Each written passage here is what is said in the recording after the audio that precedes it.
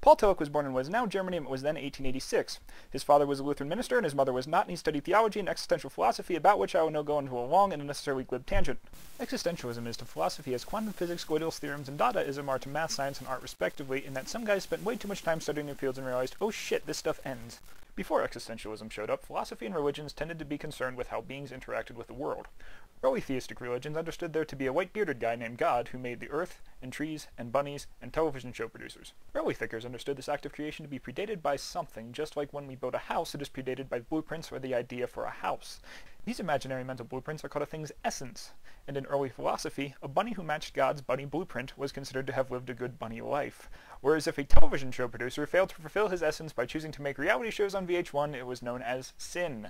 This idea that essence must always come before being was best summed up when a guy named Descartes showed up in the 17th century. Descartes was a bit obsessed with proving his experiences were true beyond the tiniest inkling of a shadow of a doubt, and he had a hell of a time trying to do it. He couldn't be sure that other people were actually sentient as well, because they could actually be robots or something. He couldn't be sure of his own senses, because it was possible he was in the Matrix. He concluded that the only thing he could be sure of was the existence of a being that doubts its own existence, or as he famously put it, I think, therefore I am.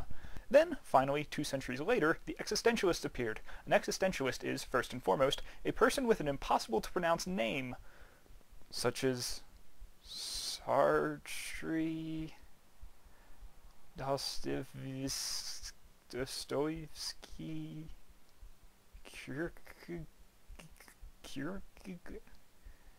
Nietzsche.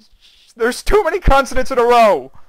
The existentialists gave themselves stupid names to symbolize their stance that being comes before essence and not the other way around.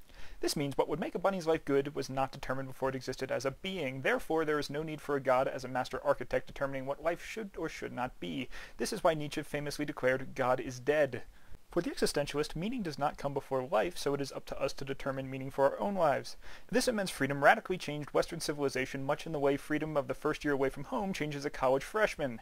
There's excessive drugs, excessive sex, moping around, and writing crappy poetry. Some existentialists, such as our boy Paul Tillich, believe that despite not having an objective meaning, one's effort in life would be centered around what is referred to as ultimate concern, or basically what one's highest values were. For other existentialists, a group known as nihilists, the ultimate concern was to be sad and French. Existentialists tend to be existentialists due to an event in their lives known as an existential crisis. An existential crisis is a period in which one questions their values, whether or not their lives have any purpose, and is often the result of a traumatic event or midlife. For Tillich and Western civilization in general, this crisis was known as World War I. The wholesale slaughter of millions of people caused a great many to rethink the direction of their lives, and this sort of doubt is generally considered to be terrifying, insomuch that this initial notion of life's emptiness is often referred to as the void, or nothingness of being. The period of doubt and fear produced a group of writers known as the Lost Generation, as well as existentialist horror fiction of H.P. Lovecraft, who indicated its influence by giving his elder god an impossible-to-pronounce name. Tillich, however, wrote in his work The Courage to Be that though this nothingness can be terrifying, the solution to this fear was to man the fuck up. Tillich suggests that if we face this void, a sense of acceptance can develop, which he refers to as absolute faith.